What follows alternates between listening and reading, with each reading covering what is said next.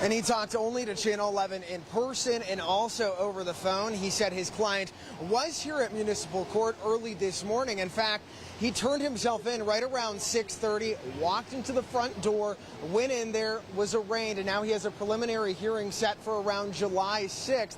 But tensions have been incredibly high out here. As I was talking to the attorney, I said, "Where is your client's mind? Where is his heart? Where is his head?"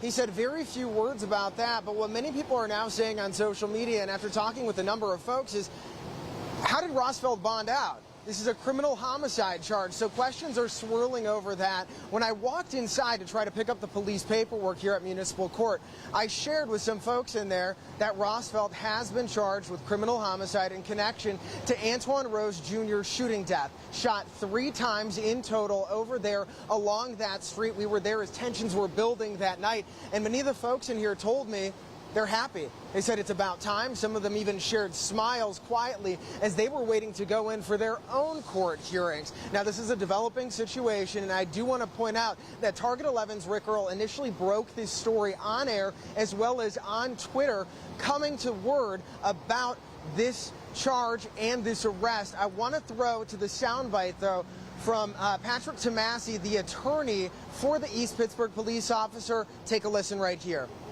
What is your client's mood right now as all this information continues to come out? It's getting better as we read what happened here, and that'll be public knowledge now. Read the affidavit of probable cause, and you'll see.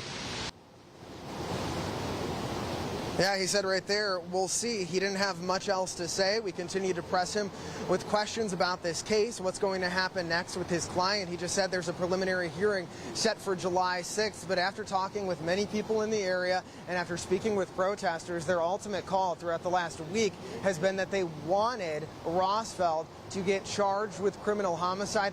That did happen. That news breaking over the last couple of hours. Again, if you're just joining us right here on Channel 11 News, he turned himself in with his attorney, Pat Tomasi, right around 6:30 this morning. After talking with family members yesterday, they stressed to the local media, to the supporters as well, that they said they will not rest now until there is a conviction. So yes, they are happy about this criminal homicide charge, but they said this will not be over until there is a conviction. I'm going to send it back to you guys in the studio. Mike, one more question about the protesters. Yesterday especially, we were hearing the chants of they want 2 things. They want the charges filed, which they got, and they also said they want DA Stephen Sapala to be removed from this case and handed over to the state attorney general. They did not get that with those charges being filed by the DA's office this morning. Any reaction to that part of it?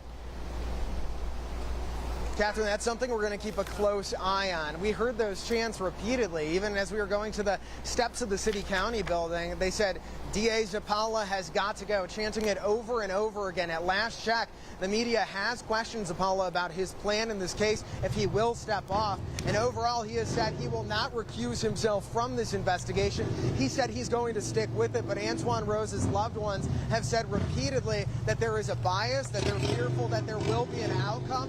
So, of course, we're going to stay on top of this story, and as soon as we hear some more information, we'll pass it along. For now, reporting live outside of Municipal Court, Mike Holden, Channel 11 News.